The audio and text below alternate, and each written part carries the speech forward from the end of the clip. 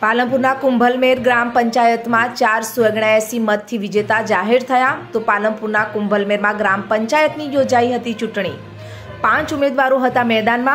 તો આજે મતગણતરીમાં સરપંચ પદના ઉમેદવાર ગોદડભાઈ કરશનભાઈ પટેલને મળ્યા 1352 મત।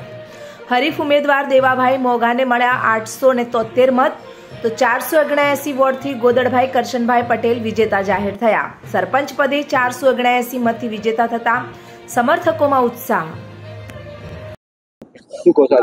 आज हूँ कुंभलमेर गामने धन्यवाद मानु। दरेक कास्टना माणसे एक मतदाताओ सुख शांति करी छे अने व्यवस्थित मने बहुमती जीताड्यो छे, एमनो आभार मानु छुं। गामने केवा कामो छे करशो ने केवा कामो अत्यारे पूरा छे? गामना जे रोड छे बाकी छे, पछी लाइब्रेरी बाकी छे, गामना रસ્તાओ बहु खराब छे, बहु पोजीशन खराब आ गामने ए हूँ करवा बंधावुं छुं के करी आपीश। गामनुं काम सारुं ज करवुं छे मारे। शुं नाम? गोदड़भाई।